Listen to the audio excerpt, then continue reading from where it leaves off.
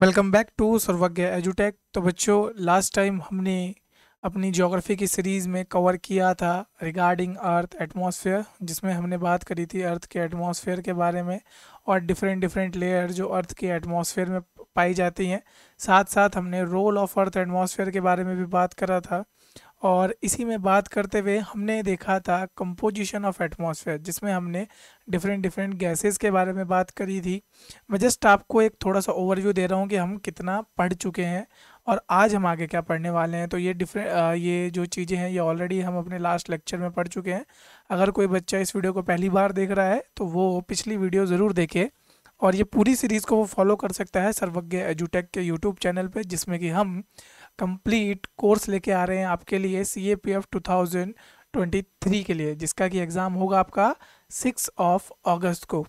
तो ये आपको ध्यान रखना है, बहुत इंपॉर्टेंट हो जाता है आप लोगों के लिए। हमने इसमें सभी लेयर्स के बारे में पढ़ा था और उसके बाद जो हमारा मेन टॉपिक था आज का जिसमें हम पढ़ेंगे, that is the temperature distribution of earth.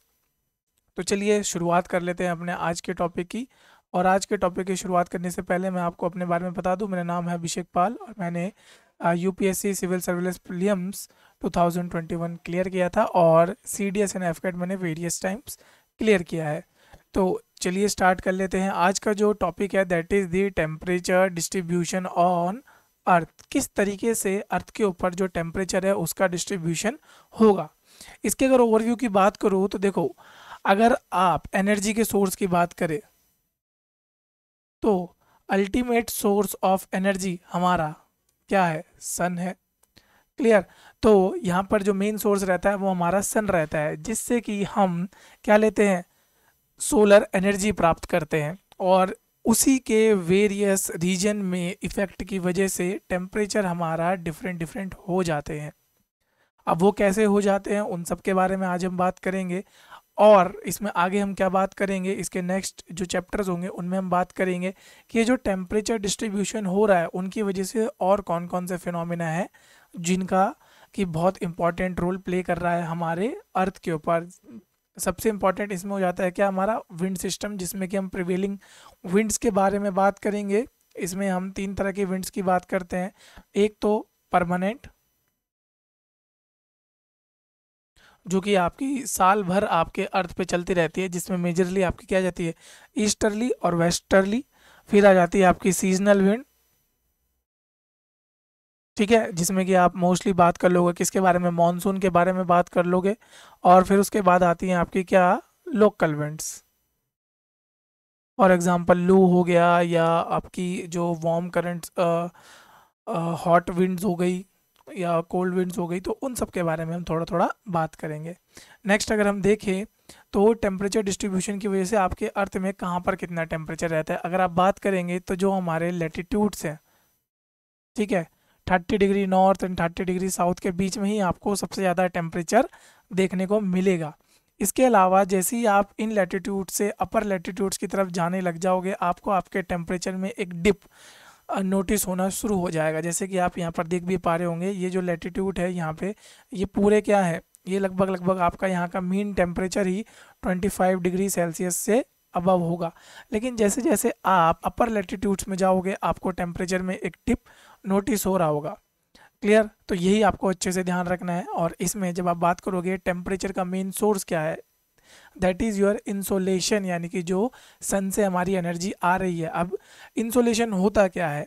Mostly लोगों को इसकी डेफिनेशन भी नहीं पता होती। तो the amount of solar energy received and intercepted bye the अर्थ, यानी कि जो अमाउंट है सोलर एनर्जी की जो अर्थ पे रिसीव हो रही है।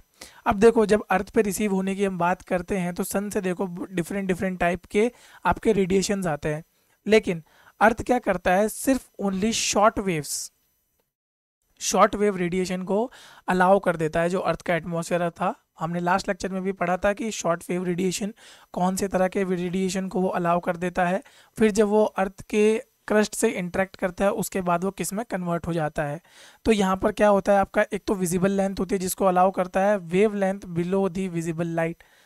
Clear. Most of it is ultraviolet radiation. तो एक तो अगर आपके सामने कभी क्वेश्चन आ जाए कि कौन कौन सी रेडिएशन है वो आपके अर्थ के एटमॉस्फेयर के थ्रू पास ऑन हो जाते हैं, तो सबसे पहला that is your visible light, और उसके बाद आ जाता है क्या आपका अल्ट्रावायलेट रेडिएशन, जिसकी की जो आपकी वेवलेंथ होगी वो विजिबल लाइट से कम होगी।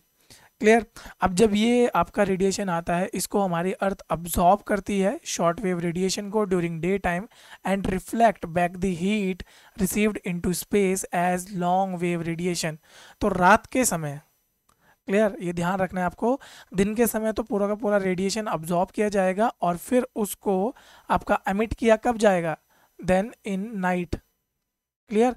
तो नाइट के समय आपका जो रेडिएशन अब्जॉर्ब किया था उसको एमिट किया जाएगा। तो इसमें एक बार देख लेते हैं किस तरीके से। तो यहाँ पर आप देख पा रहे होंगे ये है आपका इनकमिंग सोलर रेडिएशन। ठीक है। तो जब आप इसकी बात करोगे इनकमिंग सोलर रेडिएशन की, वो जैसे ही आपका अर्थ के साथ अर्थ के ऊपर फॉल ऑन करेगा उसके बाद ये अर्थ से रिएक्ट करेगा और फिर यहाँ से आपका निकल के जाएगा क्या, लॉन्ग वेव रेडिएशन। तो ये आपको अच्छे से ध्यान रखना है। अब रेडिएशन की जब इतनी बात हो ही गई है तो देख लेते हैं रेडिएशन कितने प्रकार के होते हैं या इलेक्ट्रोमैग्नेटिक स्पेक्ट्रम आपका क्या होता है।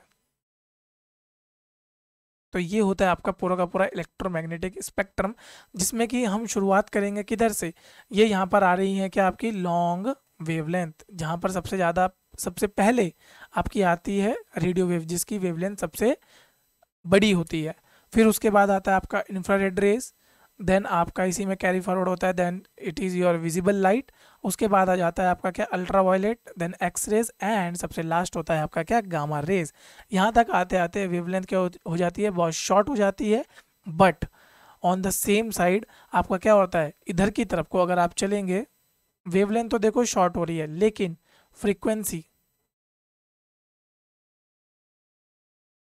ठीक है, एंड और क्या होता है इसमें एम्पलीट्यूड, ये सब आपका क्या होता है बढ़ जाता है। तो ये आपको ध्यान रखना है इधर की तरफ को।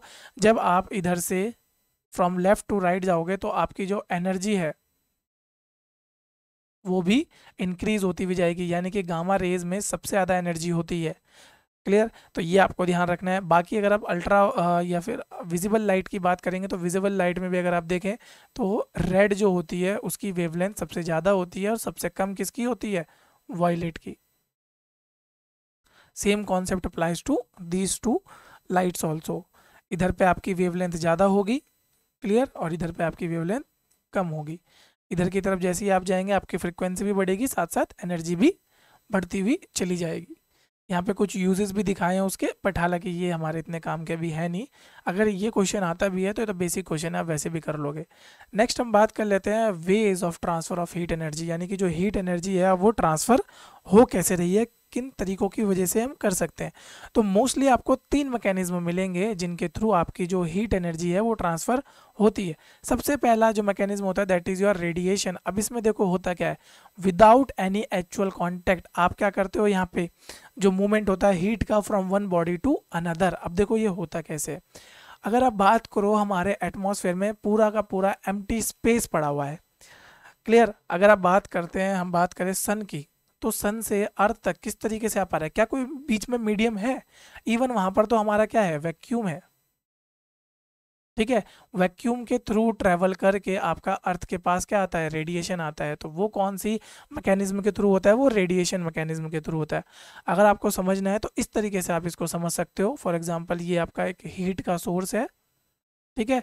तो जैसे ही आप हीट के सोर्स के पास आप बैठोगे, आपको क्या थोड़ी दूर आप बैठोगे तो आपको ऑटोमेटिकली जो हीट है वो फील होने लग जाती है। क्यों, क्योंकि थ्रू द मीडियम, अगर यहाँ पे एटमॉस्फेयर है तो एटमॉस्फेयर के थ्रू, और अगर वैक्यूम है तो वैक्यूम के थ्रू ये जो हीट होती है ये ट्रांसफ़र होती है। हालांकि यहाँ पर आप क्लियरली देख पा रहे होंगे कोई भी एक्चुअल कॉन्टैक्ट नहीं हो रहा है बिटवीन टू बॉडीज़, क्लियर। तो ये आपको ध्यान रखना है। नेक्स्ट अगर आप बात करोगे इसमें, नेक्स्ट मैकेनिज्म आ जाता है आपका क्या, कंडक्शन। अब देखो कंडक्शन में होता क्या है, यहाँ पर आपका मॉलिक्यूलर एक्टिविटी होती है। अब मॉलिक्यूलर एक्टिविटी मतलब आपके जो एटम्स हैं वो प्ले में आते हैं। यहाँ पर आपका हमेशा डायरेक्ट कांटेक्ट होगा, जब तक डायरेक्ट कांटेक्ट नहीं होगा तब तक कंडक्शन पॉसिबल नहीं हो पाएगा। अब इसमें देखो होगा क्या, फॉर एग्जांपल हम एक जो इसमें सबसे मेन एग्जांपल है वो यही लिया जाता है, फ्राइंग पैन को आपने क्या रखा हुआ है, गैस के ऊपर रखा हुआ है। अब जब यहाँ से हीट होगी वो क्या होगी, अब यहाँ पे इस लेयर को समझो, ये जो आपकी मेटल की सबसे लोवेस्ट लेयर होगी, ये देखो यहाँ पर इसके जो एटम्स होंगे, ये वाले, ये जो एटम्स होंगे ये हीट अप हो जाएंगे। अब जैसे ही ये हीट अप होंगे तो इनके अंदर हीट एनर्जी बहुत ज़्यादा हो जाएगी, ये अपनी हीट एनर्जी को थ्रू दी कांटेक्ट इस तरीके से ट्रांसफ़र करते हुए चलेंगे, ये देखो यहाँ पे। और फिर जैसे ये ऊपर वाली लेयर तक आ जाएंगे, देन ये जो हीट है वो फिर यहाँ पर ट्रांसफ़र हो जाएगी। तभी आपने देखा भी होगा कि कभी कभी अगर मान के चलो आपके जो पॉट होता है उसमें अगर हैंडल ना लगा हो, ठीक है, या फिर वो डायरेक्टली मेटल का होगा, तो वो भी गर्म हो जाते हैं और आप उसको छूते ही जल जाते हो। क्लियर। तो यहाँ पर क्या हो रही है, जो ट्रांसफर ऑफ हीट हो रही है बाय दी डायरेक्ट कांटेक्ट से हो रही है। रेडिएशन में हमने क्या पढ़ा, नो एक्चुअल कांटेक्ट। क्लियर। और यहाँ पर हमने क्या पढ़ा कि यहाँ पर क्या होगा, डायरेक्ट कांटेक्ट होगा। तो बस आपको इतना ध्यान रखना है। नेक्स्ट जो आपका कॉन्सेप्ट है या थर्ड मैकेनिज्म है, दैट इज कन्वेक्शन। यहाँ पर क्या हो रहा है, ट्रांसफर ऑफ हीट में energy by the actual transfer of matter. यानी कि वहाँ पर देखो मैटर ट्रांसफर नहीं हो रहा था, जस्ट हीट एनर्जी ट्रांसफर हो रही थी थ्रू आउट दी मॉलिक्यूल्स। अब यहाँ पर क्या होगा, जो आपका मैटर होगा, जो सब्सटेंस होगा, वो एक्चुअल में मूव करेगा। अब आप सोच पा रहे होंगे आयरन तो मूव नहीं करेगा, तो यहाँ पे आयरन की बात हो भी नहीं रही है। यहाँ पर बात क्या हो रही है, लिक्विड सब्सटेंस की या फिर एयर की। ठीक है, तो यहाँ पर दो स्टेट की अभी बात हो रही है, क्या, एक तो लिक्विड स्टेट की और second is your gaseous state. ठीक है, तो ये स्टेट्स में क्या होता है, आपका कन्वेक्शन फॉलो किया जाता है। अब देखो होगा कैसे वो समझ लेते हैं। फॉर एग्जांपल मैं लिक्विड की बात कर लेता हूँ, सेम वही एग्जांपल लेता हूँ मैं पॉट वाला। उसमें हमने ऑब्जेक्ट रखा हुआ था, बट यहाँ पर हम पानी से भर देते हैं इसे। ठीक है, वाटर से भरा हुआ है।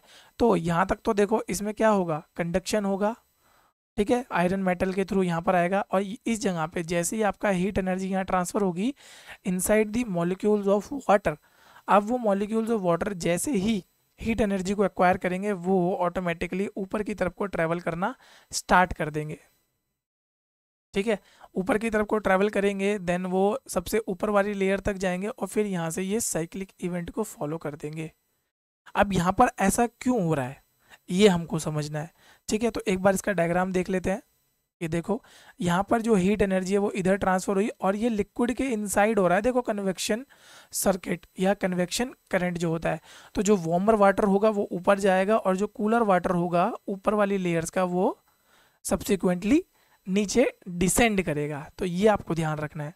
तो मेनली हमने तीनों पढ़ लिए हैं, रेडिएशन पढ़ लिया है, कन्वेक्शन पढ़ लिया है और कंडक्शन हम ऑलरेडी पढ़ चुके हैं। अगर अभी भी किसी को कन्फ्यूजन है तो मैं एक बार थर्ड टाइम एक प्रॉपर डायग्राम आपको दिखा रहा हूँ। अगर आपको कोई कन्फ्यूजन है अभी आप उसको क्लियर कर सकते हैं। ठीक है, कन्वेक्शन में क्या होगा, देखो यहाँ पर जो हीट है वो ऊपर की तरफ को ट्रैवल कर रही है। ठीक है, यहाँ पर क्या है, गैसियस मीडियम है। क्लियर, गैसियस मीडियम में यहाँ पर मेनली लगता क्या है, गैस लॉ लगता है। और गैस लॉ हमें क्या बताता है कि जब भी आपका कोई भी मॉलिक्यूल्स होगा वो हीट अप होगा, वो क्या हो जाएगा, वो एक्सपेंड करेगा। ठीक है, एक्सपेंड करेगा तो वो लाइट वेट हो जाएगा और लाइट वेट होते ही वो क्या करेगा, ऊपर की साइड को ट्रेवल करने लग जाएगा। ठीक है, तो यहाँ पर जो मॉलिक्यूल्स होंगे उनके बीच का क्या होगा, इंटरसेलुलर स्पेस वो इंक्रीज हो जाएगा। पहले इतना था, जैसे ही हीट मिली इतना हो जाएगा। अब जैसे ही इंटरसेलुलर स्पेस बढ़ा वो वहाँ पर हल्की हो जाएगी एयर और वो ऊपर की तरफ को राइज करने लग जाएगी। कंडक्शन, यहाँ पर एक क्या है, मेटल रॉड है और मेटल रॉड को अगर आप पकड़ के खड़े रहोगे तो यहाँ से जो हीट है इनसाइड दी मटेरियल आपके ट्रेवल करके आपके हैंड तक पहुँच जाएगी। और radiation without any actual contact, आप देख पा रहे होंगे यहाँ तक रेडिएशन पहुँच जा रहा है। तो ये आपको ध्यान रखना है। आई होप आपको ये तीनों मैकेनिज्म समझ आ गए होंगे। अगर ये तीनों मैकेनिज्म आपको समझ आ गए तो आगे चलते हैं हम ये देख लेते हैं कि क्या क्या फैक्टर अफेक्ट करते हैं टेम्परेचर के डिस्ट्रीब्यूशन को। क्योंकि जो मैंने आपको फर्स्ट डायग्राम दिखाया था, एक सेकेंड में आपको दोबारा दिखा देता हूँ, ये वाला डायग्राम जो मैंने आपको दिखाया था, तो यहाँ पर आप देख पा रहे होंगे कि टेम्परेचर का डिस्ट्रीब्यूशन थोड़ा सा अनइवन हुआ है। यहाँ पर इवनली डिस्ट्रीब्यूट नहीं हो रखा है। अगर आप लेटीट्यूड्स के बीच में बात करोगे तो आप मान सकते हो कि 30 डिग्री नॉर्थ से 30 डिग्री साउथ के बीच में इवनली डिस्ट्रीब्यूटेड है, यानी कि हाई टेम्परेचर है। बट वो भी ये नहीं बोल सकते आपकी पूरी तरीके से इवन है। तो यही हम पता करेंगे ये अनइवन डिस्ट्रीब्यूशन क्यों हो रहा है। क्लियर? तो इसको देख लेते हैं। वैसे तो देखो बच्चों ये बहुत इजी टॉपिक्स हैं, आप ये खुद से भी पढ़ सकते हो, बट हाँ इन ये जो इजी टॉपिक्स है ना यही बहुत टफ हो जाते हैं एग्ज़ाम में अगर आपको कॉन्सेप्ट क्लियरिटी ना हो। तो मेरा हमेशा से ध्यान यही रहा है कि आपको कॉन्सेप्ट क्लियरिटी कराई जाए, आपका जो कॉन्सेप्ट है वो बिल्ड कराया जाए। अगर आपको कॉन्सेप्ट बिल्डिंग में कोई भी प्रॉब्लम आ रही है तो आप हमसे रीच आउट कर सकते हैं। यूट्यूब हमारे जो यूट्यूब वीडियोज़ हैं उनके कमेंट में भी आप लिख सकते हैं, नहीं तो हमारे किसी भी सोशल मीडिया हैंडल पे आप डाल सकते हैं, तो हम उसमें आपकी हेल्प ज़रूर करेंगे। तो देख लेते हैं फैक्टर। सबसे पहला फैक्टर तो यही होता है कि एंगल ऑफ इंसिडेंस, यानी कि किस एंगल से आपकी सन रेज हमारी अर्थ की सरफेस पे आ रही हैं। फॉर एग्जांपल डायरेक्टली वो 90 डिग्री पे पड़ रही हैं या थोड़ी सी स्लैंटेड वे में पड़ रही हैं। यहाँ आप देख पा रहे होंगे यहाँ पर इस तरीके से अगर सन यहाँ पे है तो जो ये ट्रॉपिक्स वाला जोन है, ट्रॉपिक वाला एरिया है, यहाँ तो देखो डायरेक्ट सनरेज आ रही होंगी, लेकिन जैसे ही आप ये टेम्परेट जोन या फ्रिजिड जोन तक जाते हो तो वहाँ पे थोड़ी सी स्लैंटेड वे में पड़ेंगी, तो उस वजह से आपका बहुत ज़्यादा टेम्परेचर डिस्ट्रीब्यूशन में फ़र्क आ जाता है। तो यहाँ पे आप देख सकते हो, देखो समर में क्या है, high angle high intensity directly पड़ रहा है तो टेम्परेचर ज़्यादा होगा, लेकिन विंटर में क्या होगा, यहाँ पर देख पा रहे होंगे अगर आप इस जगह पे लो एंगल एंड लो इंटेंसिटी, अगर हम 44th पैरेलल को यहाँ पे कंपेयर करें, ठीक है, तो समर्स में तो डायरेक्टली जा रहा है, लेकिन विंटर्स में सेम चीज़ आपका क्या हो रहा है, लो एंगल एंड लो इंटेंसिटी। अब यहाँ पर दोनों चीज़ों का प्रभाव पड़ रहा है, it is because of rotation and revolution. इन दोनों चीज़ों का आपका फर्क पड़ जा रहा है, और इसी वजह से अगर हम बात करें तो अर्थ 3 जोन्स में डिवाइडेड है, और हम पहले भी इन तीनों जोन्स के बारे में पढ़ चुके हैं। अगर हम बात करें ट्रॉपिक्स की, तो ये वाला जो जोन होता है इसे हम क्या बोलते हैं, टॉरिड जोन। आई होप आपको ये याद होगा। फिर यहाँ से लेके यहाँ तक का, और टॉरिड जोन के बाद ये वाला जो जोन आता है, this is your temperate zone. कोई दिक्कत नहीं बच्चों, अगर नहीं याद आ रहा है ये, it is just like an revision, आपको सिर्फ एग्ज़ाम के दिन याद करना है। बाकी जितने भी हमारे दिन है ना, उन दिन याद ना भी रहे, बस रिवीजन करते रहो, इसको बार बार पढ़ते रहो, कोई टेंशन नहीं। बस एग्ज़ाम का दिन है जिस दिन नहीं भूलना। क्लियर? और लास्ट ये जोन है आपका क्या, फ्रिजिड जोन। तो ये आपको ध्यान रखते हुए चलना है। नेक्स्ट अगर हम इसमें बात करें और क्या फैक्टर्स हैं इसमें, next factor is your duration of sunshine, कि कितने टाइम के लिए आपकी सनलाइट आपको मिल पा रही है। तो ये आपका रिवॉल्यूशन के बेसिस पे अगर आप बात करेंगे समर्स की, ठीक है, तो समर्स में तो ऑब्वियसली आपका डे टाइम ज़्यादा बढ़ जाता है, क्योंकि जो आपका एरिया होता है वो डायरेक्टली किस में होता है, जोन ऑफ इल्यूमिनेशन में होता है। ये हम पहले अच्छे से पढ़ चुके हैं, लेकिन जैसे ही वो विंटर एरिया में जाता है तो आपका जोन ऑफ इल्यूमिनेशन कम हो जाता है कॉरस्पॉन्डिंगली। अगर हम सिर्फ यहाँ पे नदर्न हेमिस्फेयर की बात करें तो नदर्न हेमिस्फेयर आप देख पा रहे होंगे इस तरीके से होगा, और यहाँ पर ये इस तरीके से। तो मैं अभी इस वाले एरिया की बात कर रहा हूँ, ठीक है, तो आपको पता लग ही पा रहा होगा कि ड्यूरेशन ऑफ सनशाइन कम है यहाँ पे। नेक्स्ट अगर हम देख लें और क्या क्या होता है, डेज़ की लेंथ भी डिपेंड करती है आपकी ड्यूरेशन ऑफ सनलाइट के लिए। तो यहाँ पर देख सकते हो आप, इक्वेटर पे तो लगभग लगभग 12 घंटे की सनशाइन आपको मिल जाएगी, हालांकि एग्जैक्ट 12 घंटे की नहीं होती वो। और अगर सन क्या है आपका नदर्न हेमिस्फेयर में है तो तब आपका ट्रॉपिक ऑफ कैंसर के आसपास आपको 13.5 आवर्स की सनशाइन मिल जाएगी। अब इसका मतलब ये नहीं है कि यहाँ पर आपका टेम्परेचर ज़्यादा होगा, बट वो होगा इंटेंसिटी ऑफ सनलाइट के ऊपर भी डिपेंड। जैसे कि यहाँ पर देखो आप 24 आवर यानी कि 6 मंथ का पोलर डे होता है, जो मैंने आपको बताया था आर्कटिक सर्कल में क्यों हो रहा है, क्योंकि अभी सन की जो पोजीशन होगी वो कहाँ होगी, नदर्न हेमिस्फीयर, वो ट्रॉपिक ऑफ कैंसर के आसपास आ रखा होगा, तो उस वजह से यहाँ पे 6 मंथ ऑफ पोलर डे और 24 आवर यहाँ पे सनलाइट होगी। लेकिन because of the position of sun, यहाँ पे जो सनलाइट है वो स्लैंटेड वे में जा रही है, तो उतनी ज़्यादा टेम्परेचर यहाँ पे नहीं हो पाता। क्लियर? इतना ज़्यादा टेम्परेचर ना होने के कारण सिर्फ यही है क्योंकि वहाँ पे स्लैंटेड सनलाइट जा रही है, और स्लैंटेड सनलाइट की इंटेंसिटी ज़्यादा नहीं होती, तो इस वजह से वहाँ पे ज़्यादा टेम्परेचर नहीं होता। क्लियर? तो ये आपको ध्यान रखना है। Next is transparency of atmosphere. अब देखो यहाँ पर क्या हो रहा है, ट्रांसपेरेंसी मतलब क्या, कि एटमॉस्फेयर आपका कितना क्लीन है। अब इससे कैसे फ़र्क पड़ेगा वो मैं थोड़ा सा बता देता हूँ। अगर आपका एटमॉस्फेयर क्लीन होगा ना, तो जो सनरेज हैं वो डायरेक्टली अर्थ के पास आ पाएंगे, उनके बीच में कोई ऑब्स्ट्रक्शन नहीं आएगा। बट मान के चलो आपका जो एटमॉस्फेयर है उसमें बहुत सारे एरोसोल्स प्रेजेंट है। अच्छा बताओ मेरे को, एरोसोल मैंने एक पिछली बार भी बताया था आपको, आर्टिफिशियल रेन कराने में बहुत काम आता है। और ये जो आर्टिफिशियल रेन कराने में काम आता है, यूएई ने अभी यहाँ पर क्या कराया है, आर्टिफिशियल रेन कराई है। और कौन सा एरोसोल यूज़ किया था ये मैंने अपनी प्रीवियस वीडियो में आपको बता रखा है। सोचो ज़रा, 2 सेकंड दिमाग पे जोर डालो, क्योंकि अगर पढ़ी हुई चीज़ हमें याद नहीं आ रही ना, तो थोड़ी सी सोचने वाली बात हो जाती है कि पढ़ा हुआ क्यों नहीं याद आ रहा है। चलो जो चीज़ नहीं पढ़ी उसके लिए तो सब माफ़ है कि ठीक है ये हमने पढ़ा नहीं, वहाँ तो तुक्का लगाना है। पर जो चीज़ ऑलरेडी पढ़ चुके हैं वो क्यों नहीं याद आ रहा है, कभी सोचा है?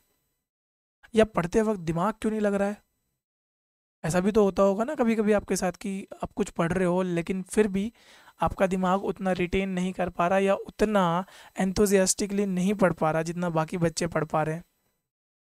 ठीक है, तो ये आपको थोड़ा सा सोचना पड़ेगा, आपको एक सेल्फ मोटिवेशन लाना पड़ेगा अंदर से कि आपको क्यों पढ़ना है। और जब आपके अंदर वो आ जाएगा तो फिर तो पढ़ाई बहुत इजी हो जाएगी। फिर जस्ट आपको हर चीज़ को बस एक बार देखना है और आपको याद रहना भी शुरू हो जाएगा वो। ठीक है, अगर आपको ये आंसर पता है तो कमेंट बॉक्स में ज़रूर लिखना, नहीं पता है तो मैं आपको अगली आने वाली किसी न किसी वीडियो में तो वैसे भी बता ही दूंगा। तो देखो, अगर यहाँ पे ट्रांसपेरेंसी नहीं होगी, अगर आपका एटमॉस्फेयर ओपेक होगा, तो उससे क्या प्रॉब्लम आ जाएगी, ये जो एरोसोल्स होंगे ना ये इस सनलाइट को ऑब्स्ट्रक्ट कर देंगे, इधर उधर स्कैटर कर देंगे। अभी देखते हैं हम किस तरीके से स्कैटरिंग होती है। तो एरोसोल प्रेजेंट्स होते हैं जैसे कि डस्ट, वाटर वेपर, क्लाउड्स, ये हमारी ट्रांसपेरेंसी को डायरेक्टली इफेक्ट करते हैं। अब इससे होगा क्या, अगर मान के चलो एक पर्टिकुलर वेवलेंथ है, वो क्या होती है, एक particular amount of aerosol particle से ही क्या हो सकती है, ऑब्स्ट्रक्ट हो सकती है। फॉर एग्जाम्पल, कभी आपके दिमाग में ये सवाल आया कि हमारा आसमान हमें ब्लू ही क्यों दिखता है? हालांकि बहुत बच्चों वाला सवाल है, आप भी सोच रहे होंगे कि सर क्या आप पूछ रहे हो, आसमान तो ब्लू दिखेगा ही, पर क्यों दिखेगा? सोचा है कभी ब्लू ही क्यों दिख रहा है? या फिर शाम होते होते वो रेड क्यों दिखने लग जाता है, और सुबह के समय यानी कि डॉन और डस्क के टाइम आपको क्या बोलते हैं, रेडिश ऑरेंज कलर आपको दिखने लग जाएगा, लेकिन अगर आप दिन के टाइम की बात करो तो प्योर ब्लू दिखता है। ऐसा क्यों हो रहा है? ठीक है, कुछ लोग बोलेंगे टिंडल इफेक्ट, कुछ लोग बोलेंगे स्कैटरिंग, बट वो स्कैटरिंग क्यों हो रही है? वो हो रही है ट्रांसपेरेंसी ऑफ एटमॉस्फेयर की वजह से। एटमॉस्फेयर में जो एरोसोल है ना, वो क्या कर रहे हैं, सनलाइट में से सिर्फ ब्लू लाइट जो होती है उसको स्कैटर कर दे रहे हैं। सिर्फ ब्लू लाइट की जो वेवलेंथ होती है वो हमारे एटमॉस्फेयर में प्रेजेंट एरोसोल से स्कैटर हो जा रही है, उसके अलावा और कोई लाइट स्कैटर नहीं हो रही है। अब देखो क्यों। फॉर एग्जांपल वॉयलेट, इंडिगो, ये क्या होती हैं, अगर जो एरोसोल पार्टिकल है उसका रेडियस बड़ा होगा तो उनको तो वो कम्प्लीटली रिफ्लेक्ट कर देगा, तो वो तो हमें दिखेंगे ही नहीं। ठीक है, तो यहाँ पर मान के चलते हैं कि वॉयलेट और इंडिगो, तो ये कम्प्लीटली बाहर हो गई। ब्लू लाइट है उसके हिसाब से जो मतलब उसकी वेवलेंथ के हिसाब से जो ये रेडियस है एरोसोल का है ये अप्रोप्रिएट है और उसको वो स्कैटर कर देता है। ठीक है, इसके बाद कौन कौन सी बच गई आपकी, blue, indigo, violet, indigo, blue, green, yellow, orange, red. ये सब क्या होती हैं, क्योंकि इनकी वेवलेंथ ज़्यादा होती है तो वो इस पार्टिकल को ऐसे सरपास कर जाती हैं, तो वो हमें दिखती ही नहीं। क्लियर, बस इतना सा ध्यान रखना है। तो यहाँ पे मैंने लिखा भी है, if the wavelength of radiation is more than the radius of obstructing particle then scattering of radiation take place. तो ये आपको ध्यान रखना है, if the wavelength is less than the obstructing particle total reflection take place. Clear, अगर wavelength कम होगी तो रिफ्लेक्शन हो जाएगा, वेवलेंथ ज़्यादा होगी तो वो स्कैटर होनी शुरू हो जाएगी। अब्जॉर्प्शन और solar radiation take place if the obstructing particle happens to be water vapour, ozone molecule and carbon dioxide. ये मैं बताया ही था आपको लास्ट वीडियो में कि carbon dioxide is a green house gas, जो क्या करती है हमारे एटमॉस्फेयर में जो टेम्परेचर है उसको राइज करने में हेल्प करती है by absorbing the heat. Clear, तो जो एक्स्ट्रा टेरिटोरियल रेडिएशन होता है उसको हम ये कार्बन डाइऑक्साइड अब्जॉर्ब कर लेती है। तो इतना आपको ध्यान रखते हुए चलना है। Most of the light received by the earth is scattered light, बस ये ध्यान रखना है आपको। क्लियर, तो डायरेक्टली तो कोई नहीं आ रही, तो यहाँ पर समझ लो किस तरीके से। तो ये सनलाइट है, ये एटमॉस्फेयर का पार्टिकल है और ये यहाँ पर क्या कर रहा है, इसको स्कैटर कर दे रहा है। देखो जो मैंने अभी आपको डायग्राम बना के दिखाया था यहाँ पर। क्लियर। तो ये देखो सनलाइट है, अगर रेड वेवलेंथ की होगी तो वो तो डायरेक्टली आ जा रही है, वो तो उसको सर पास कर जा रही है। लेकिन जो ब्लू लाइट होती है वो पार्टिकल से टकरा के देखो इस तरीके से स्कैटर हो जा रही है। ठीक है। तो observer see blue light from all direction the sky but red light from the direction of sun only. तो अगर आप डायरेक्टली सन को देखोगे तो सिर्फ आपको तभी आपको क्या दिखेगी, रेड लाइट दिखेगी। पर अगर आप नॉर्मली आसमान को देखोगे तो चारों दिशाओं में सिर्फ ब्लू लाइट फैल रही है, इसलिए हमको आसमान ब्लू दिखता है। तो आपकी ज़िंदगी का बहुत इंपॉर्टेंट सवाल मैंने आज आपको बता दिया कि हमारा आसमान हमें ब्लू क्यों दिख रहा है।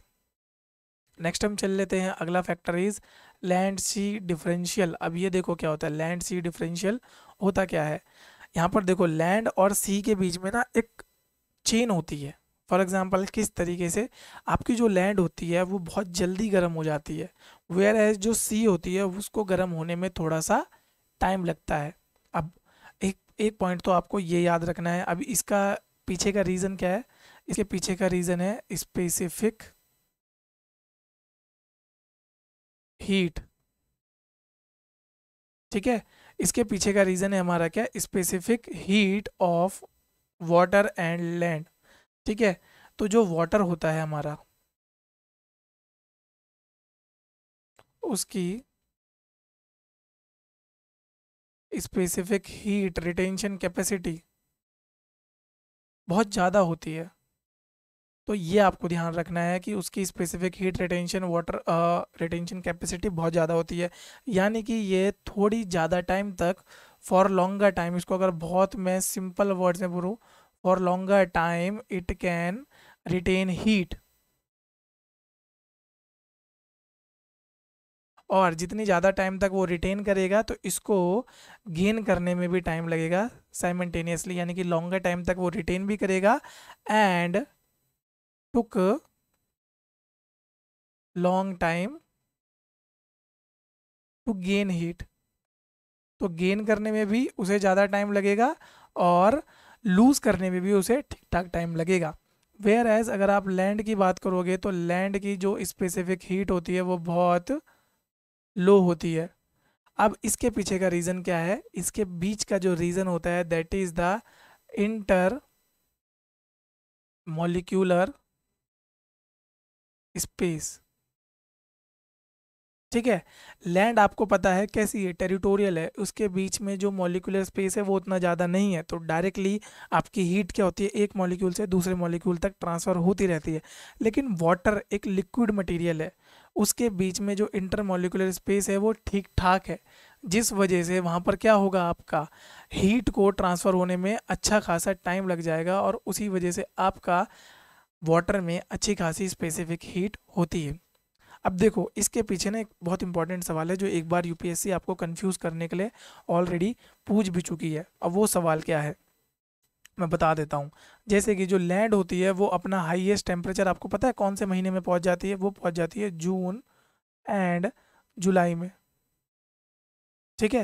यानी कि जून और जुलाई में जो मैक्सिमम टेम्परेचर है वो आपको लैंड पे फील हो जाएगा। लेकिन वेयर एज ओशियन को अपने हाईएस्ट टेम्परेचर में पहुंचने में टाइम लगता है, और जून जुलाई में नहीं, सबसे वो जाके पहुंचता है कब, अगस्त में। है नहीं एक इंटरेस्टिंग फैक्ट, बताओ। यानी कि जो आपके ओशंस है वो अपने मैक्सिमम टेम्परेचर में कब पहुंचेंगे, अगस्त में पहुंचेंगे। और इसके पीछे का reason same, specific heat. Clear. उसको लॉन्ग टाइम लगेगा पहुंचने में। और अगर आप बात करो इन कंपैरिजन टू लैंड, तभी आपने देखा होगा कि दिन के समय लैंड एकदम से ज़्यादा गर्म हो जाती है, लेकिन जैसे ही नाइट आती है वो ठंडी भी उतनी जल्दी हो जाती है। क्लियर। हालांकि इसके बारे में मैंने आपको पूरा बताऊंगा अभी। तो यहाँ पे ध्यान रखना, तो जो एवरेज पेनिट्रेशन होता है सनलाइट का इन दी वाटर सरफेस, वो सिर्फ कहाँ तक होता है, अप टू 20 मीटर्स। क्लियर। तो ये आपको ध्यान रखना है। यानी कि सनलाइट जो वाटर होती है वो वाटर में ज़्यादा अंडर तक डीपली चली जाती है, जिस वजह से वो सेग्रीगेट ज़्यादा हो जाती है, और ज़्यादा सेग्रीगेट होने की वजह से वो ज़्यादा मॉलिक्यूल्स में फैलेगी।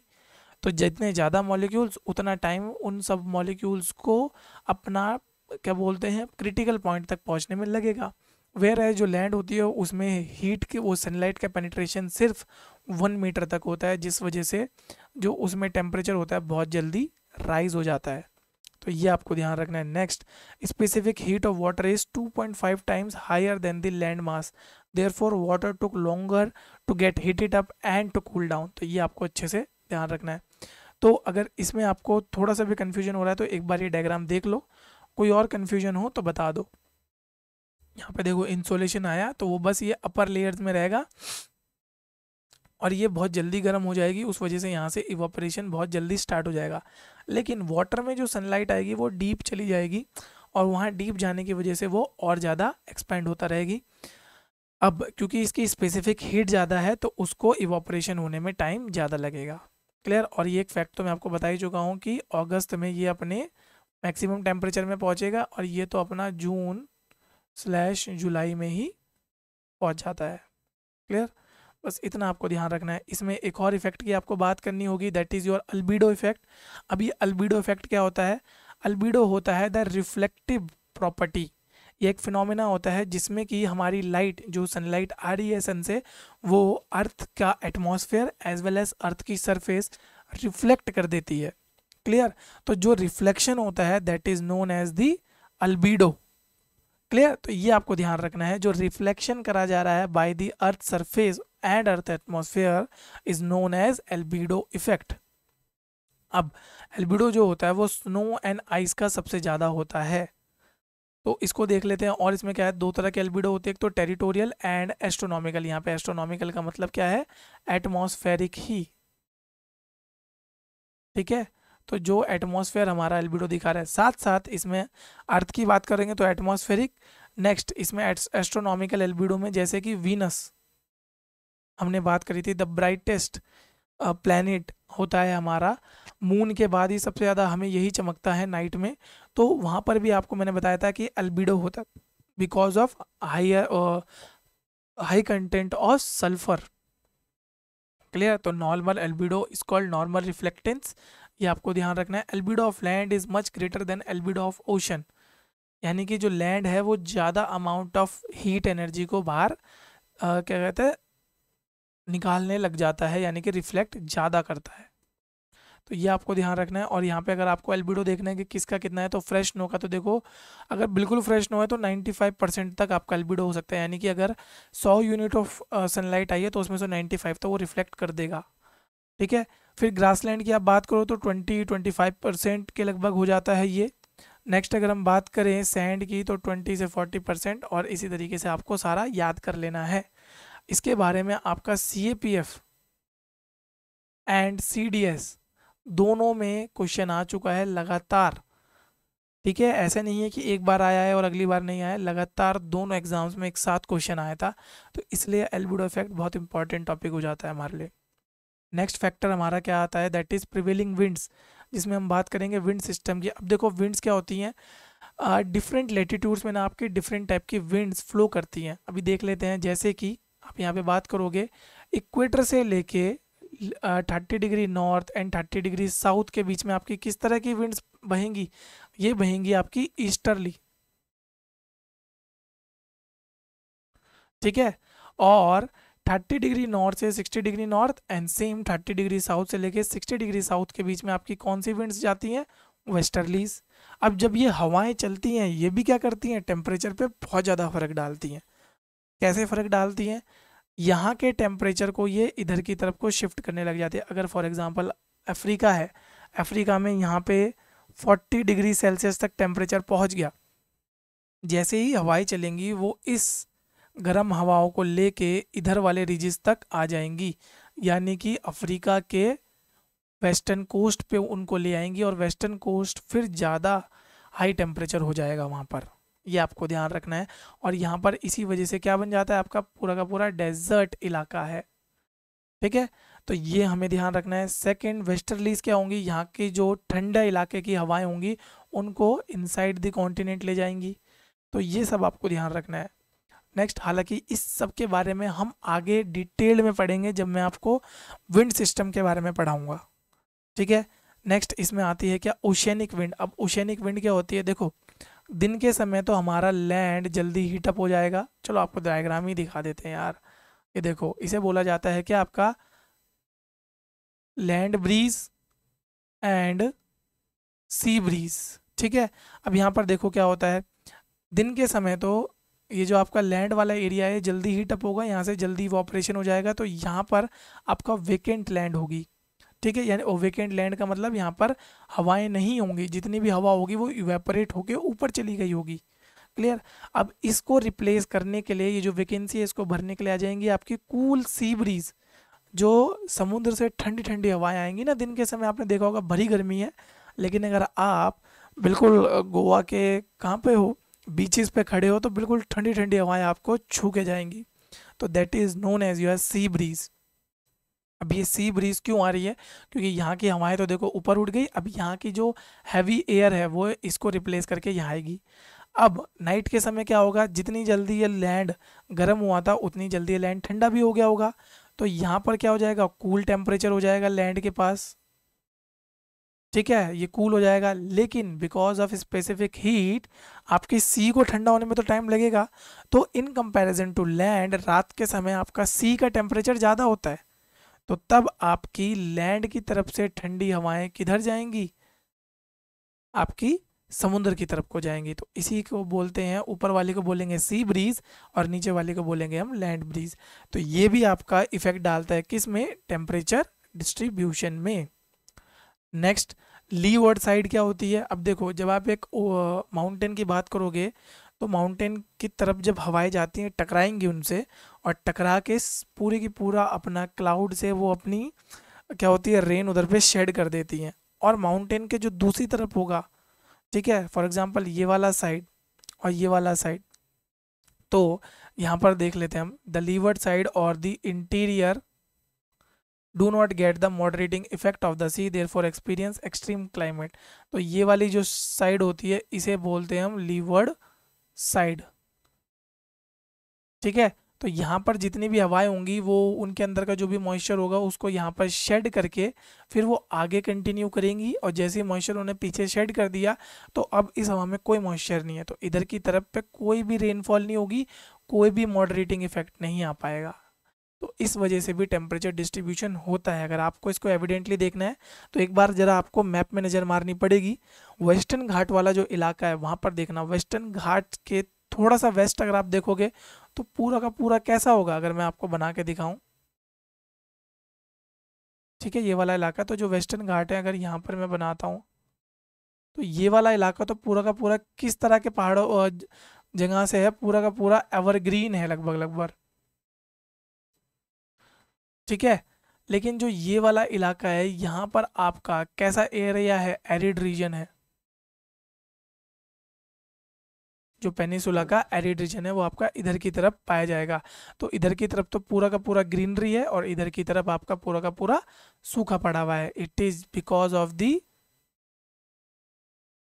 Levered side. ठीक है, तो जो राइट हैंड साइड है आपके वेस्टर्न घाट की वो लीवर्ड साइड पे पड़ जा रहा है। तो ये तो हो गया प्रिवेलिंग विंड का इफेक्ट। नेक्स्ट हम इसमें देख लेते हैं एस्पेक्ट ऑफ स्लोप, यानी कि ढलान का भी कितना इफेक्ट पड़ता है। तो जिस हिसाब से आपका ढलान होगा और वो जिस हिसाब से, फॉर एग्जांपल ये आपने देखा होगा पहाड़ों में, अगर आप कभी पहाड़ों में घूमे हो तो मान के चलो ये दो पहाड़ हैं, ठीक है, यहाँ से रास्ता जा रहा है, तो यहाँ पर सन है, तो उस समय तो जब आप इस वाले रूट से जा रहे होंगे तो तब आपको यहाँ पर गर्मी लगेगी। क्लियर। लेकिन जैसे ही आप इस पहाड़ से घूम के इस पहाड़ के इस वाले एरिया में आ जाओगे, यानी कि इसके राइट हैंड साइड में, तो यहाँ सनरेज तो देखो इधर की तरफ है और इधर की तरफ है, इस वाली साइड में तो सनरेज है ही नहीं ना, तो ये वाली साइड आपको कूलर फील होगी और ये वाली side hotter. This is just because of the aspect of slope. अब एक बार इसका अच्छे से डायग्राम देख लो फिर आपको पूरा डायरेक्टली समझ आ जाएगा। तो इस तरीके से, तो ये जो साउथ फेस है यहाँ का, इसने सनलाइट रिसीव करी तो ये इसका टेम्परेचर बढ़ जाएगा, इधर के नॉर्थ फेस ने रिसीव करी तो इसका भी टेम्परेचर बढ़ जाएगा। लेकिन यहाँ पर आपका कूलर टेम्परेचर होगा, यहाँ पर आपका कूलर टेम्परेचर होगा। और यहीं से आपको एक इम्पॉर्टेंट टॉपिक याद रखना है जो हम बाद में पढ़ेंगे, that is your temperature inversion. हालांकि इसके बारे में मैं आपको आगे आने वाली वीडियोस में ज़रूर बताऊंगा, तो ये आपको ध्यान रखना है। तो जब आप देखोगे इस वाले स्लोप में, तो यहाँ पर तो आपको क्या मिलेगी, सनलाइट मिलेगी, सनलाइट होगी तो यहाँ पर वेजिटेशन भी अच्छी खासी मिल जाएगी। लेकिन ये वाला साइड होगा क्योंकि यहाँ पे सनलाइट नहीं है, तो वेजिटेशन भी नहीं होगी वहाँ पर। बस इतना सा आपको ध्यान रखना है। नेक्स्ट इसमें बात कर लेते हैं, अगला फैक्टर आ जाता है आपका ओशन करंट्स। तो जो समुद्र के अंदर आपके डिफरेंट डिफरेंट करंट्स बह रहे हैं अकॉर्डिंग टू देयर टेम्परेचर, दो तरीके से हमने डिवाइड करा है। एक तो cold water current and next is your hot water current. इनका भी टेम्परेचर के ऊपर बहुत ज़्यादा फ़र्क होता है।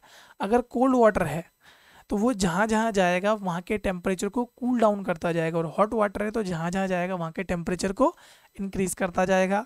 ये तो नॉर्मल लॉजिक है, कॉमन सेंस, बस इतना ध्यान रखना है।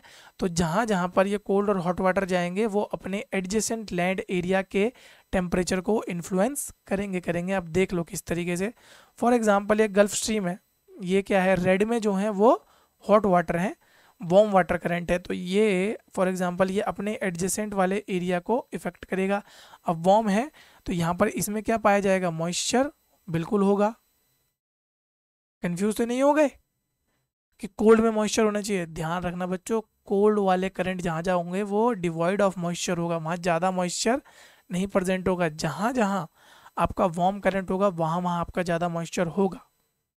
ठीक है, क्योंकि जितना ज़्यादा मॉइस्चर उतना ज़्यादा आपका टेम्परेचर रिटेन करने की कैपेसिटी बढ़ती जाएगी एयर की। तो इतना सा ध्यान रखो। कंफ्यूज हुए हो का? नहीं हुए? पक्का? चलो फिर आगे बढ़ते हैं। तो इतना सा आपको ध्यान रखना है। अगर कंफ्यूज हुए हो कोई टेंशन नहीं, थोड़ी सी वीडियो रिवाइंड करो, दोबारा सुनो मैंने क्या बताया, और आपको अच्छे से समझ आ जाएगा। तो ये आपको ध्यान रखना है। हालांकि अभी तो देखो बस इन फैक्टर्स के बारे में देखते जाओ, सुनते जाओ, क्योंकि इनके बारे में इतना ज़्यादा डिटेल में नहीं आएगा। हाँ, थोड़ा बहुत अगर डिटेलिंग में आ गया तो फॉर एग्जांपल जैसे आपको कोल्ड करंट और वाटर, ये वार्म वाटर करंट और कोल्ड करंट, ये आपको याद करने हैं। चाहिए तो स्क्रीनशॉट ले लो। ठीक है, स्क्रीनशॉट ले लो, इसको रख लो ताकि आपको आगे के लिए याद रहे कि ओके कौन सा वार्म है कौन सा कोल्ड है। और डायरेक्ट क्वेश्चन आया बच्चों इसमें, मैं गारंटीड दे सकता हूँ कि आने वाले एग्जाम्स में पक्का इसमें से क्वेश्चन आएगा, 101% इसमें क्वेश्चन आएगा। नेक्स्ट इसमें ऑल्टीट्यूड का फ़र्क पड़ता है क्या? बिल्कुल फ़र्क पड़ता है। जितने ज़्यादा आप हाइयर ऑल्टीट्यूड पे जाते रहोगे, यानी कि फॉर एग्जांपल ये पहाड़ है देखो, ठीक है, पहाड़ पे अगर आप लोअर बेस पे हो तो यहाँ पर आपको टेम्परेचर ठीक ठाक मिलेगा क्योंकि सन रेज डायरेक्टली यहाँ पर पड़ रही हैं। लेकिन जैसे जैसे आप ऊपर की तरफ को आते रहोगे ना, यहाँ पे because of change in altitude आपका टेम्परेचर कम होता जाएगा। ठीक है, with the increase in height pressure falls and the effect of greenhouse gas decreases, hence the temperature decreases. Applicable only to troposphere, यानी कि जब तक हम अर्थ के ट्रोपोस्फेयर के अंडर तक हैं तब तक ही ये आपका ये वाला फिनोमिना लगेगा। क्योंकि हमें पता है, लास्ट लेक्चर में हम पढ़ चुके हैं कि ट्रोपोस्फेयर में तो आपका टेम्परेचर डिक्रीज होता है जैसे ही वो स्ट्रेटोस्फेयर को टच करता है, और स्ट्रेटोस्फेयर के बाद आपका टेम्परेचर इंक्रीज होता है। देन फिर आता है आपका क्या, स्ट्रेटोपॉज, और स्ट्रेटोपॉज के बाद जैसे ही आपका मेसोस्फीयर स्टार्ट होता है देन अगेन आपका टेम्परेचर डिक्रीज होना स्टार्ट होता है। और वो कब तक डिक्रीज होता रहता है? मेसोपॉज तक। और जैसे ही वो मेसोपॉज पहुंचेगा, वो क्या होता है, कोल्डेस्ट प्लेस है हमारा। और उसके बाद जैसे ही मेसोपॉज के बाद आपका क्या स्टार्ट होगा, थर्मोस्फेयर, तो वहाँ पर आपका क्या टेम्परेचर इंक्रीज होना अगेन स्टार्ट कर जाएगा। अब ये जो टेम्परेचर डिक्रीज हो रहा है इसका जो रेट होता है उसको पहली बात तो हम नॉर्मल लैप्स रेट बोलते हैं, यानी कि हर 1 डिग्री सेल्सियस आपका टेम्परेचर कम हो जाएगा बाय 160 मीटर। यानी कि अगर आप ऊंचाई में 160 मीटर जाओगे तो 1 डिग्री आपको टेम्परेचर वैसे ही फील हो जाएगा कि कम हो गया है। तो ये ध्यान रखना है। तो यहाँ पर ये देखो बनाया, मतलब एक छोटा सा डायग्राम डाला भी है मैंने। तो अगर 1000 मीटर पे हो तो 23.5, जैसे ही 2000 पे जाओगे 17 डिग्री हो जाएगा, और जैसे ही 3000 मीटर जाओगे 10.5 डिग्री। तो ऑटोमेटिकली आपका टेम्परेचर ऑल्टीट्यूड बढ़ने के साथ आपका टेम्परेचर डिक्रीज हो रहा है। क्लियर? इतना क्लियर हुआ अभी तक के फैक्टर्स? बताओ अभी तक के फैक्टर्स क्लियर है? चलो फिर आगे चलते हैं अगर क्लियर हैं तो। और इसमें एक और फैक्टर है, that is earth distance from the sun, यानी कि जो अर्थ का डिस्टेंस है सन से कितना दूर है, वो भी आपका एक इम्पॉर्टेंट फैक्टर रोल प्ले करता है। और जब मैं लास्ट टाइम आपको बताया था तो मैंने आपको 2 टर्म्स बताई थी, अगर आपको याद हो, एपीहीलियन एंड पेरीहीलियन, याद है? और इसी में फिर मैंने बताई थी एपोजी स्लैश पेरीजी, याद है कि नहीं याद है? क्या फ़र्क था, क्या डिफरेंस था इन दोनों में? बताओ बताओ ज़रा, क्या डिफरेंस है इन दोनों में? चलो, अगर नहीं भी याद है तो पिछली वीडियो जाके देख लेना, थोड़ा सा याद आ जाएगा, ठीक है? तो जब अर्थ क्या करती है, सन के अराउंड रिवॉल्व करती है, तो वो एक पॉइंट ऐसा पहुंचती है जहाँ पे अर्थ सबसे दूर होती है। और वो कब होती है सबसे दूर, बताओ? 4 जुलाई। लास्ट टाइम भी सोचा, लास्ट टाइम भी कंफ्यूज हो गए थे ना इसमें। This position is called as, बताओ इस पोजीशन को हम क्या बोलते हैं? सोचो जरा, क्या बोलते हैं इन दोनों को? और 3 जनवरी को हम जिस पोजीशन पे होते हैं उसको क्या बोलते हैं? थोड़ा सा दिमाग पे जोर मारो, कमेंट बॉक्स में लिखो। ये लाइव चैट अभी चल रही है, लाइव चैट में लिख दो। सोचो सोचो जरा, क्या है? देखो, दो चीज़ में कंफ्यूज हो होंगे, एपीहीलियन पेरीहीलियन। तो ये जो 3 जनवरी होता है इसको हम बोलते हैं क्या? पेरीहीलियन। और इसको हम बोलते हैं क्या? एपीहीलियन, ठीक है? तो पेरीहीलियन मैंने बताया था द नियरेस्ट पोजीशन, और एपीहीलियन मैंने बताया था क्या? फारथेस्ट position. Therefore, the annual insolation received by the Earth on 3rd January is slightly more than the amount received on 4th of July. ये सबको पता है, ठीक है? इसी वजह से हमारा एटमॉस्फेरिक सर्कुलेशन भी चेंज हो सकता है। तो यहाँ पर देखो, यानी कि 3rd of January में हमें टेम्परेचर ज़्यादा फील होगा अर्थ पे, लेकिन 3rd of January में आपका सन कौन सी पोजीशन में होगा? सदर्न हेमिस्फेयर में होगा। तो ये नदर्न हेमिस्फेयर के लोगों को तो ज़्यादा फील होता नहीं है, यानी कि हम इंडियंस हैं और एज यूजुअल हम नदर्न हेमिस्फेयर में, तो हमें 3 जुलाई को इतनी ज़्यादा ठंड नहीं लगती।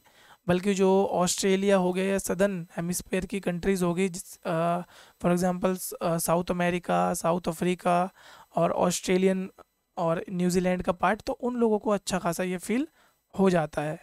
क्लियर? तो ये आपको ध्यान रखना है। इसमें फैक्टर्स तो देखो ख़त्म हो गए। अब हम देख लेते हैं लेटीट्यूडनल हीट बैलेंस। तो जो हीट का बैलेंस है वो किस तरीके से डिफरेंट डिफरेंट लेटीट्यूड्स में चेंज होता है।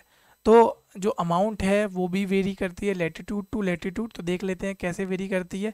अगर आप बात करें 40 degree north and south, correspondingly बोल रहा हूँ मैं, 40 degree north and 40 degree south, तो ये होता है आपका एक एनर्जी सरप्लस रीजन। यहाँ पर आपको सबसे ज़्यादा एनर्जी देखने को मिलेगी, ठीक है? यहाँ पर आपको सबसे ज़्यादा एनर्जी पाई जाएगी। क्यों? क्योंकि यहाँ ये डायरेक्टली किस में लाई कर रहा है? ये लाई कर रहा है आपका टॉर्रिड जोन के अंदर। याद आ रहा है बच्चों? ये पड़ता है आपका क्या? टॉरिड जोन में, ठीक है? नेक्स्ट आपका क्या हो जाता है फिर इसमें? रीजन बियॉन्ड 40 डिग्री नॉर्थ से 40 डिग्री साउथ के बाद जो रीजन आता है, यानी कि हम किसकी बात कर रहे हैं? टेम्परेट वाले इलाके की। तो वहाँ पर आपका कौन सा रीजन आता है? That is your energy deficient region. तो ये आपको ध्यान रखना है। अब ये बेसिकली क्यों होता है? क्योंकि एक तो वहाँ पे सनलाइट स्लैंटेड वे में जा रही है, और जो अल्बिडो होता है वो सबसे ज़्यादा हो जाता है कहाँ पे? पोलर रीजन में। क्यों होता है? फ्रेश नो 95% अल्बिडो, अभी तो बताया, ठीक है? तो ध्यान रखना है ये। और इसमें और क्या होता है देखो, लेटीट्यूड्स में और क्यों चेंज होता है? अभी बताया था, जो प्रिवेलिंग विंड्स होती हैं वो क्या करती हैं? जो टेम्परेचर होता है उसको काम डाउन करती रहती हैं, ठीक है? यानी कि फॉर एग्जांपल समझो, यहाँ पे इक्वेटर से लेके और Tropic of Cancer and Tropic of Capricorn के बीच में से जो ईस्टर्लीज होंगी वो उस हवा को लेके जाएंगी ऊपर की तरफ, ठीक है? और साथ साथ इसमें ओशन करंट भी काम पे आ जाते हैं। तो वो क्या करेंगे? उसको लोअर लेटीट्यूड से अपर लेटीट्यूड्स की तरफ ट्रेवल करेंगे। चलो यार, तुम्हें बना के ही दिखा देते हैं, तुम कंफ्यूज हो रहे होंगे खामा खा,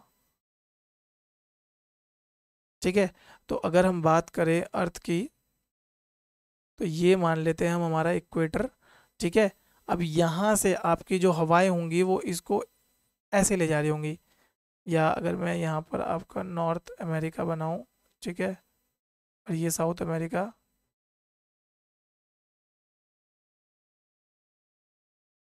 तो यहाँ पर आपका गल्फ स्ट्रीम, तो जो ये टेम्परेचर होगा यहाँ पर ट्रॉपिक ऑफ कैंसर के बीच में, यहाँ से उसको ऐसे ऊपर की तरफ ले जा रहा होगा, ठीक है। तो लैटिट्यूडनल हीट बैलेंस इस तरीके से या लैटिट्यूडनल हीट बजट इस तरीके से चेंज होता है। तो जब यहाँ पे ज़्यादा टेम्परेचर होगा वो इसे ऊपर की तरफ ले जाएगा, और यहाँ का जो ठंडा पानी होगा वो नीचे की तरफ आके यहाँ पर इसको बैलेंस करता रहेगा। तो इतना आपको ध्यान रखना है। अगर इतना ध्यान रह गया तो बहुत ही बढ़िया। नेक्स्ट हम इसमें क्या बात कर लेते थे, transfer of heat maintain the heat balance of earth. तो देख लो किस तरीके से होता है।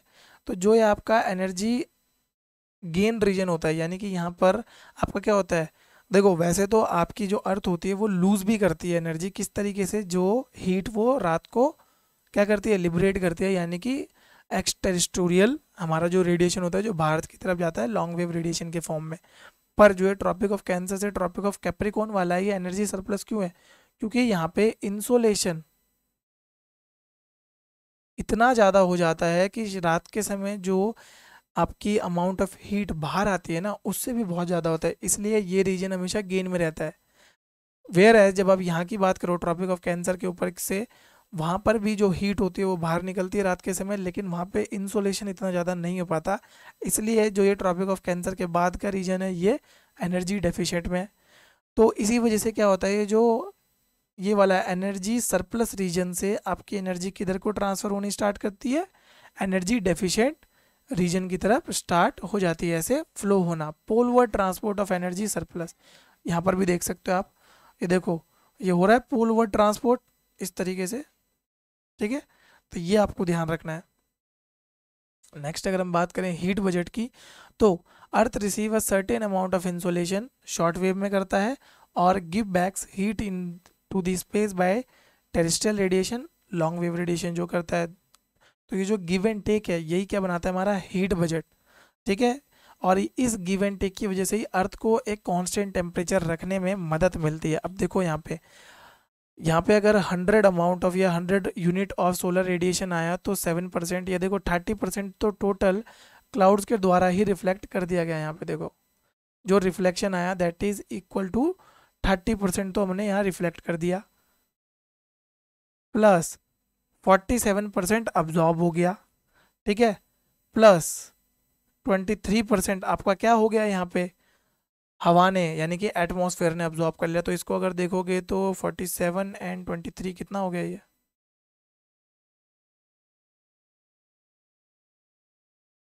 ठीक है। तो 70% क्या हो गया, ये आपका अब्जॉर्ब हो गया, और 30% आपका क्या हो गया, बाहर की तरफ रिफ्लेक्ट हो गया।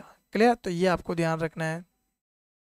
नेक्स्ट हम इसमें देख लेते हैं, एक वीडियो है, आराम से रिलैक्स करके बैठ जाओ पेन पुन लेके, ठीक है, और इस वीडियो को आराम से देखो, मैं इसमें पूरा एक्सप्लेन साथ साथ करते हुए चलूँगा।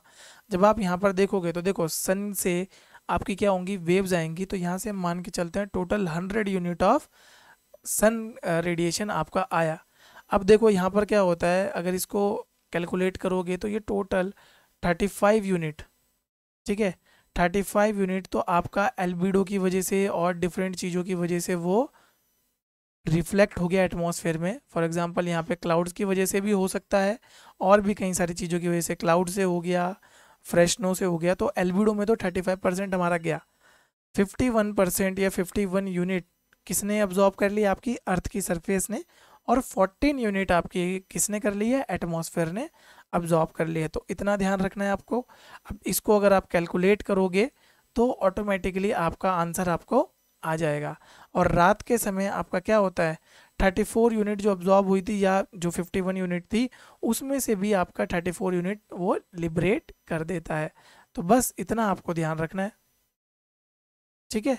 अगर इतना आपको याद रह गया ना तो आप इस पूरे रेडिएशन वाले चैप्टर को अच्छे से समझ जाओगे, टेम्परेचर डिस्ट्रीब्यूशन को, ठीक है।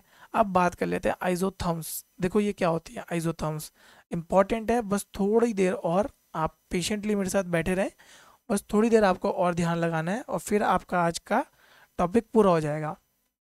अब देखो आइजोथर्म्स क्या होती हैं, आपने बचपन में कुछ कॉन्सेप्ट पढ़े होंगे, आइसोटोप्स पढ़ा होगा। क्या होते हैं आइसोटोप्स, बताओ,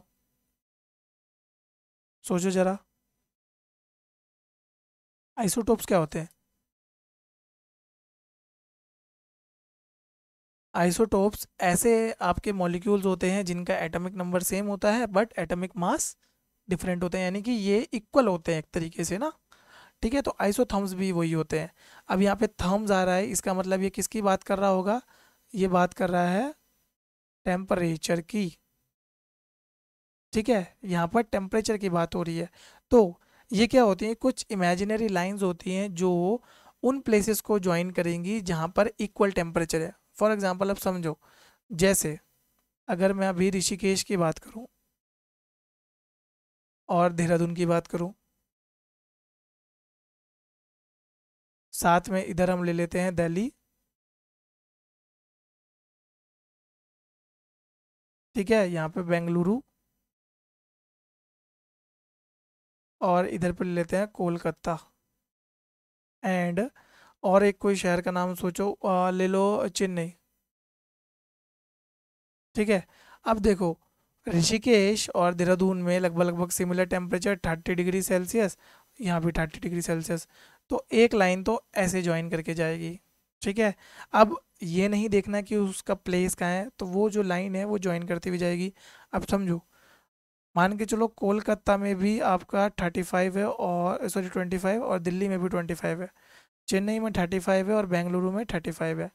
अब इनका मैप में पोजीशन कुछ भी हो सकता है, लेकिन ये लाइन इस तरीके से जाएगी, देखो 25 25, 35 और 35। ठीक है, तो इक्वल टेम्परेचर के प्लेसेस को जो लाइन ज्वाइन करे दैट इज योर आइसोथर्म्स।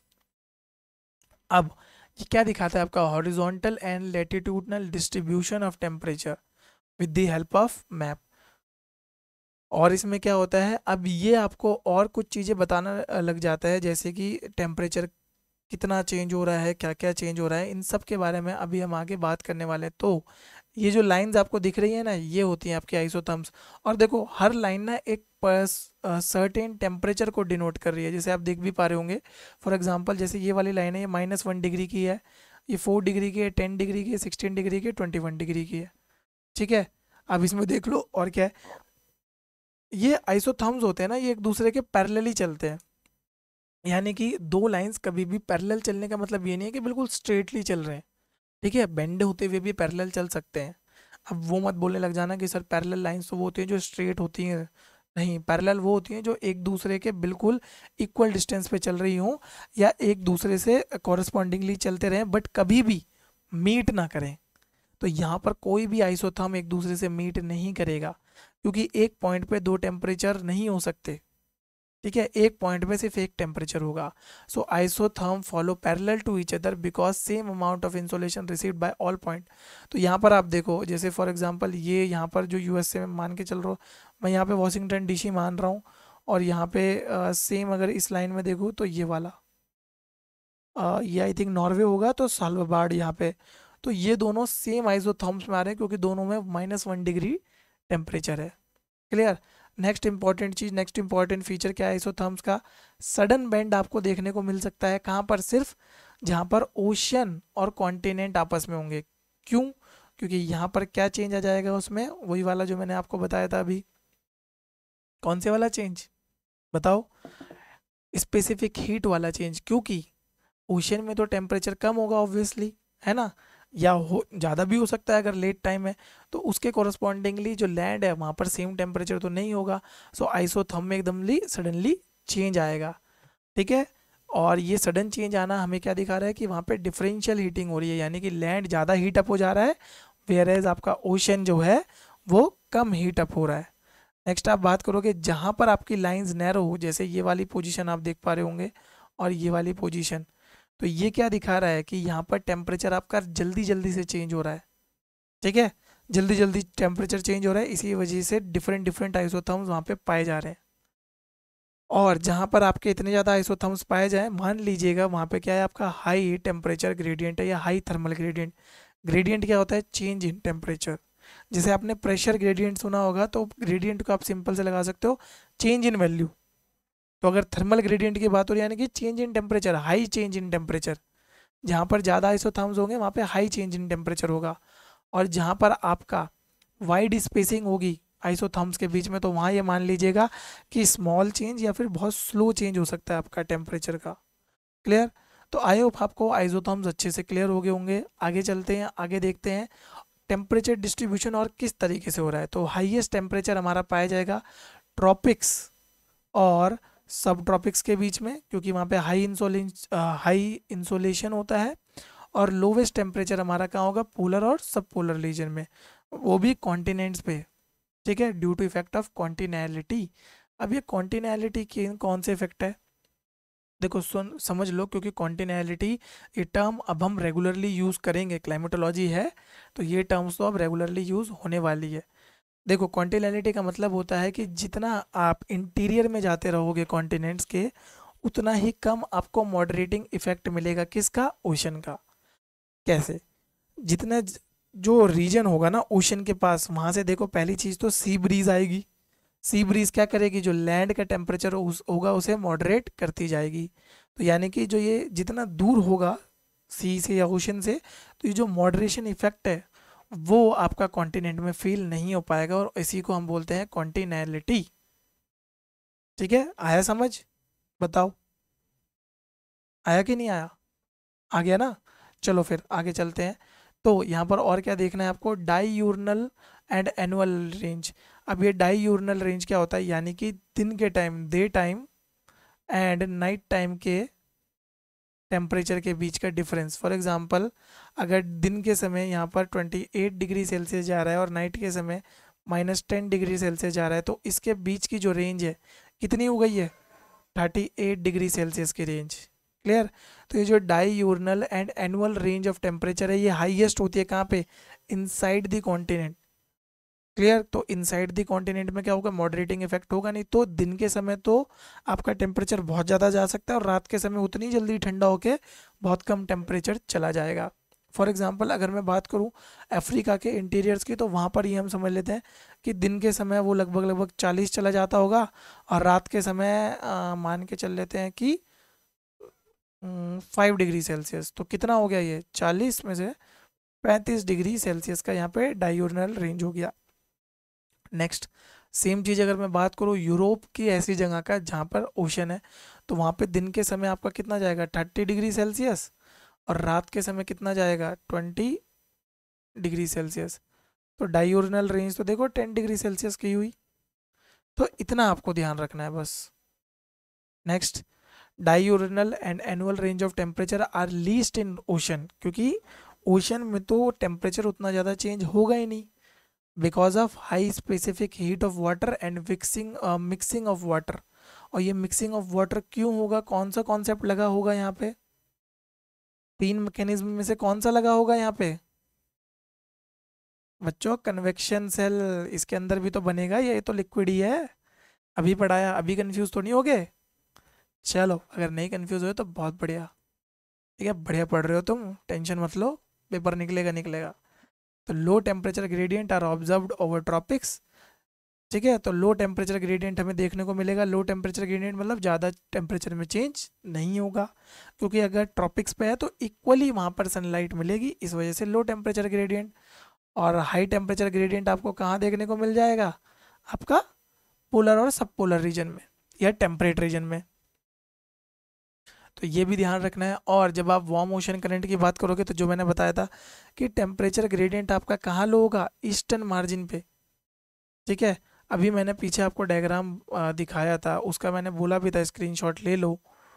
अब नहीं लिया होगा तुमने, है ना, तुम्हें लगा होगा कि सर तो बोल रहे हैं कोई दिक्कत नहीं बाद में ले लेंगे, और देखो कितना इंपॉर्टेंट है।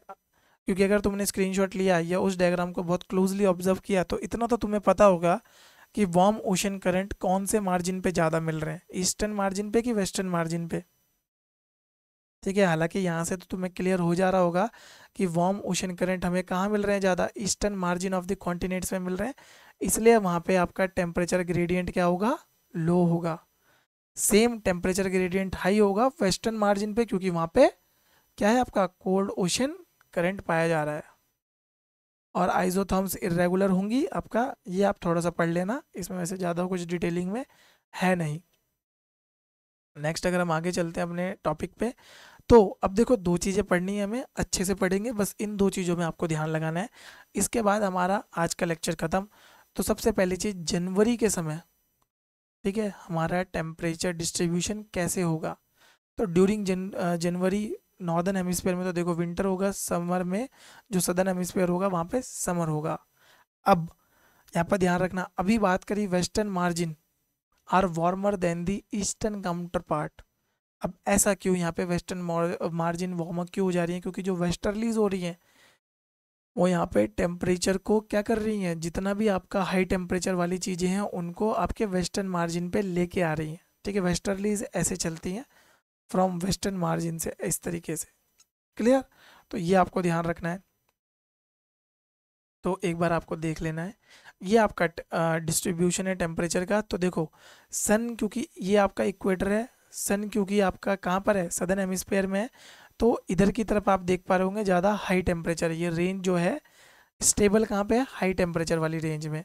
ठीक है, तो यहाँ देख पा रहे होंगे आप, ये अभी हम नदर्न हेमिस्फीयर की बात करें तो isotherms deviate to the north over the ocean and to the south over the continent, this can be seen in North Atlantic Ocean. यहाँ पे आप देखोगे, अगर इस वाले में देख पा रहे होंगे तो आइजोथर्म्स आपके कहाँ होंगे, नॉर्थ जा रहे हैं और साउथ की तरफ भी जा रहे हैं।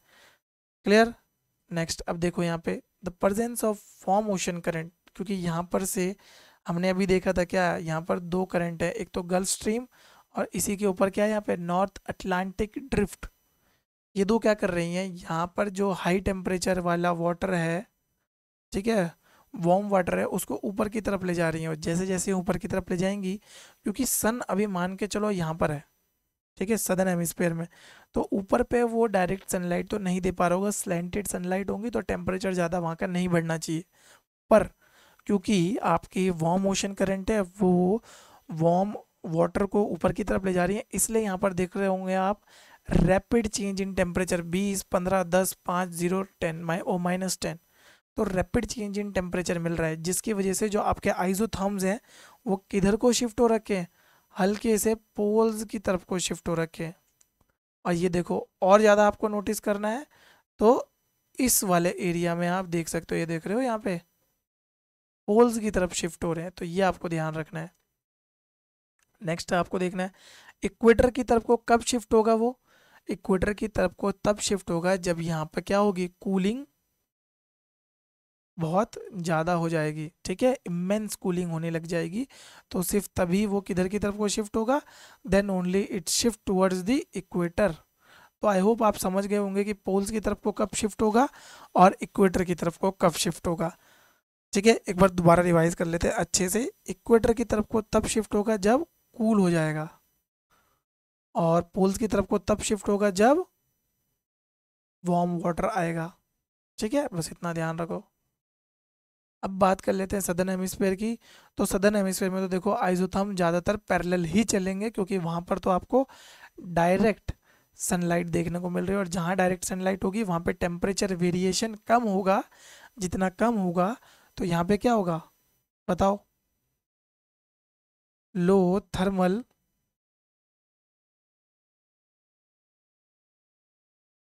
ग्रेडियंट। ठीक है, लो थर्मल ग्रेडियंट होने की वजह से आपका आइजोथर्म्स कम होंगे यहाँ पे। नेक्स्ट जुलाई में क्या होगा, ड्यूरिंग जुलाई समर होगा कहाँ, नदर्न हेमिस्फीयर में, और विंटर होगा कहाँ, सदर्न हेमिस्फीयर में, एग्जैक्ट अपोजिट ऑफ जनवरी। ठीक है, तो जुलाई में अब देखो खुद समझो, तो जुलाई में जो आइजोथर्म्स होंगे नदर्न हेमिस्फीयर में कैसे चलेंगे, वो पैरेलल चलेंगे। ठीक है, समझ पा रहे हो ना पिछले वाले डायग्राम से? पिछले वाले में देखो जनवरी में सदर्न हेमिस्फीयर में सन था, तो वहाँ पर ज़्यादातर पैरेलल चल रहे थे, तो इतना आपको ध्यान रखना है। नेक्स्ट जुलाई का टेम्परेचर डिफरेंस देख लो, तो यहाँ पर देख पा रहे होंगे दिस इज़ योर इक्वेटर। ठीक है, और यहाँ पे आपका कहीं आपका क्या होगा, ट्रॉपिक ऑफ कैंसर, और यहीं कहीं आपका ट्रॉपिक ऑफ कैप्रिकॉर्न होगा। तो इनके बीच में देख लो टेम्परेचर का डिफरेंस। अब इसमें भी देख लेते हैं और क्या क्या है। यहाँ पर आपको पोलवर्ड बैंड मिलेगा, और पोलवर्ड बैंड क्यों मिलेगा यहाँ पे, लास्ट जनवरी में वाले में पोलवर्ड बैंड मिला, तो यानी कि हीटिंग, तो इसका मतलब यहाँ पर हीटिंग अच्छी खासी हो गई है। ठीक है, तो पोलवर्ड बैंड तो तभी मिलेगा जब यहाँ पे एक्सेस अमाउंट ऑफ हीटिंग होगी। फिर नेक्स्ट ये देख रहे हो यहाँ पे इक्वेटर की तरफ को बैंड हो रहा है, यानी कि यहाँ पे कूलिंग हो रही है बिकॉज ऑफ द ओशन। क्यों हो रही है यहाँ पे कूलिंग और यहाँ पे हीटिंग क्यों हो रही है बताओ, सोचो, कॉन्सेप्ट, कॉन्सेप्ट पे ध्यान दो बच्चों। कॉन्सेप्ट क्या लग रहा है?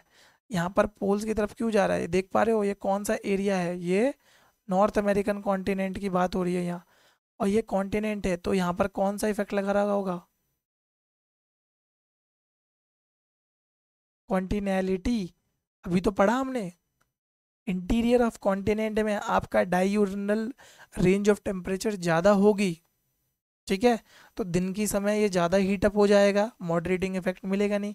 ज़्यादा हीटअप होगा तो आइसोथर्म्स इधर को बेंड हो जाएंगे आपके पोल्स की तरफ को। फिर यहाँ पर ये इक्वेटर की तरफ को क्यों हो रहा है? क्योंकि यहाँ पर क्या होगी? कूलिंग। अब ये कूलिंग के पीछे का कॉन्सेप्ट क्या होगा बताओ? इस कूलिंग के पीछे का कॉन्सेप्ट क्या है? यहाँ पर आपको देखने को मिल रहा है, अगर वो स्क्रीनशॉट ले लेते ना बच्चों, ढंग से देख लिया होगा, तो यहाँ पर आपकी कुछ करंट्स आ रही हैं। फॉर एग्जांपल अगर यहाँ नॉर्थ अमेरिका की बात करें तो यहाँ पर क्या है? कैलिफोर्निया करंट है, जो कि किस तरह की करंट है आपकी? कोल्ड वाटर करंट है, ठीक है? कैलिफोर्निया करंट है, वो बह रही है यहाँ पे। तो ये क्या कर रही है? इस रीजन के जो वाटर है उसको ठंडा कर दे रही है, इस वजह से यहाँ पर आपको किधर की तरफ को शिफ्ट देखने को मिल रहा है? पोलवर्ड बैंड मिल रहा है, ठीक है? सॉरी, इक्वेटर की तरफ को बैंड मिल रहा है, सॉरी सॉरी, ठीक है? तो ये ध्यान रखना है आपको, यहाँ पे मॉडरेटिंग इफेक्ट आ जा रहा है। अब अगर आप देखो सदर्न हेमिस्फेयर में बिल्कुल आपका क्या है? पैरेलल चल रही है, वहाँ पे कोई ज़्यादा चेंज इन टेम्परेचर तो नहीं हो रहा है। सॉरी, यहाँ पर क्या हो रहा है आपका? बिल्कुल पैरेलल चल रही है, और बहुत जल्दी जल्दी चेंज इन टेम्परेचर हो रहा है। तो यहाँ पर क्या है? हाई थर्मल ग्रेडियंट है यहाँ पे आपका। और आई होप आप इसमें कंफ्यूज नहीं हो रहे होंगे अभी तक। तो अभी तक जो भी हमने पढ़ा वो आई होप आपको पूरा अच्छे से समझ आ गया होगा। तो आज का लेक्चर तो देखो बच्चों यहीं पर ख़त्म होता है, बट मैं आशा करता हूँ कि आप सबको हमारी ये जो सीरीज़ है बहुत पसंद आ रही होगी। अगर आपको ये सीरीज़ पसंद आ रही है तो इस वीडियो को लाइक ज़रूर करें, हमारे चैनल को सब्सक्राइब करें, और हमें वेरियस प्लेटफॉर्म पे फॉलो करें, क्योंकि हम हर प्लेटफॉर्म पे आपको different type of educational content डालते रहते हैं आप लोगों के लिए। तो वहाँ से भी आपके एग्ज़ाम में बहुत हेल्प मिलेगी।